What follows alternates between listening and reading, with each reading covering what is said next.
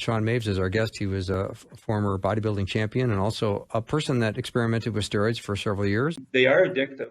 Rich Piana was probably known as one of the biggest bodybuilders out there. He was former Mr. California. He ran 5% nutrition line.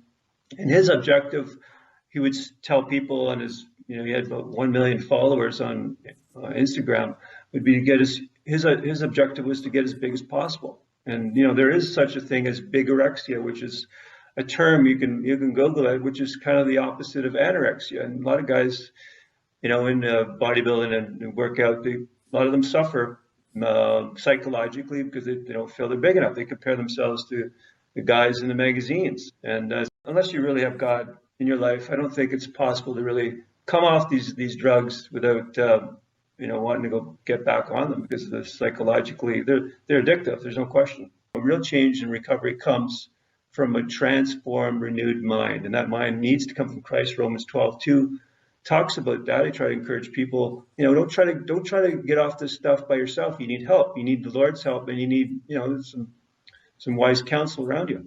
I would imagine there's not a recovery group you could go to for this, or am I wrong? I don't see a whole lot of support for guys who are suffering from body dysmorphic disorders. I think it's just one of those things where guys will just say, I'll handle it myself. And a lot of times it's not handled very well, actually. And that's why we have got a growing number of men who suffer from addiction to some of these performance-enhancing drugs. Mm-hmm. Shawn, do you see social media being something that's making this whole situation worse? Because you are constantly seeing images of people who are probably in much better shape than the average person looking at Facebook and think, well, I don't look like that, so I'm not happy. Yeah, no, you hit the nail on the head right there. The top guys in bodybuilding are well promoted, but they're really living unhealthy lifestyles. I mean, if you go to the average bodybuilding contest, the most unhealthy people in the audience in the whole stadium will be the guys on stage. Shawn, did you have a doctor prescribe these steroids, or were they a little bit in the back room at the gym? Yeah, no, it was all black market. Now here's the thing, that I know some pro athletes now where bodybuilders will claim that they have doctors, and they probably do. They probably do have some doctors with medical licenses doing this stuff. They do all the blood work, and this is where this is the problem in social media. You'll get these huge social media channels, YouTube. I'm not going to give any names, but guys know what I'm talking about, and they'll promote how you can do this safely. I don't buy it. I see a growing list of bodybuilders who are passing away by 55 years old. I see reports on there's no question on the side effects: heart, kidney, liver damage, prostate cancer. If I'm talking to someone who has microscopic prostate cancer cells and you're taking growth hormone, what you're doing is you're rolling the dice, because growth hormone will accelerate not only healthy but cancer cells. So I try to talk guys out of it. I think it's great to work out, but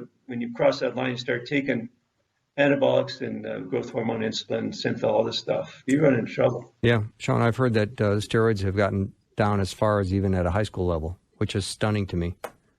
Yeah, 3 to 7. The numbers are, I did a bit of research, anywhere between 3 to 7% is the estimate of high school students who have tried anabolics, mostly male. Mostly for appearance. Some guys will use it for their football, launch their football career, wrestling, stuff like that. But a lot of kids are taking this stuff off the black market just to look good, and just kind of ignoring the side effects. That's just what's happening. Yeah. Adults, 3 to 4 million Americans, the estimate is, have tried anabolics. So that's close to 1% of the population.